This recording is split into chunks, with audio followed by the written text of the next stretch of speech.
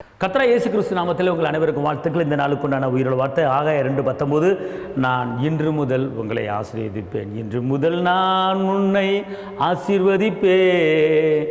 எல்லையில்லா நன்மைகளால் நிரப்பிடுவே. இன்று முதல் இன்னைக்கு நான் உங்களை ஆசீர்வாதத்தை தொடங்கிட்டேன். உங்களை நான் ஆசீர்வதிக்க போகிறேன். ஏசப்பா சொல்கிறார்.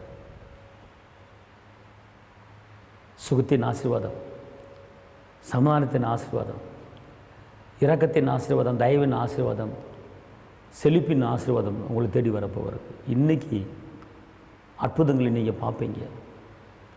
ஆபத்து காலத்தில் அனுகூலமான துணையுமான என் தகப்பன் உங்களுக்கு ஒரு பெரிய காரியத்தை இன்றைக்கி செய்ய போகிறார்.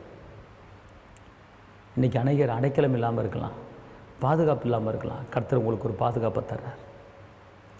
எத்தனை வயதானவர்கள் கைவிடப்பட்ட நிலைமையில், ஒதுக்கப்பட்ட நிலைமையில், தள்ளப்பட்ட நிலைமையில், அனாதையாக்கப்பட்ட நிலைமையில் நீங்கள் இருக்கலாம். ஆனால் கர்த்தர் உங்களை பாதுகாத்து கரம்பிடித்து நடத்துவார். அவர் இருந்தவரும் அவர் இருப்பவரும் வரப்போகிறமாய தகப்பன் இயேசு உங்களை ஆறுதல் படுத்தி கொண்டிருக்கிறார்.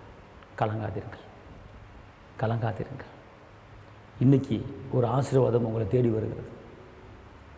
ஏசப்பா சொல்கிறாரு, என்னை நோக்கி நீ கூப்பிடு, நான் உனக்கு அறியாத, உனக்கு எட்டாத பெரிய காரியத்தை செய்வேன்னு சொல்கிறார். பெரிய காரியம் உங்களுக்கு நடக்கப் போகிறது. இன்றைக்கி எதிர்பார்த்து கொண்டிருங்க. கர்த்தர் உங்களை ஆசீர்வதிப்பார். உங்களுக்கு நான் ஆசீர்வதிக்கிறேன்.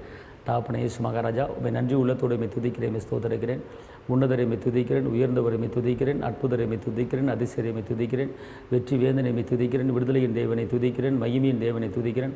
அப்போ அந்த நாளை ஆசீர்வதிங்க. ஆண்டவர் உங்களுடைய மகிமையின் காரணம், கருவியின் காரணம், பலத்தின் காரணம் கூட இருக்கட்டும்.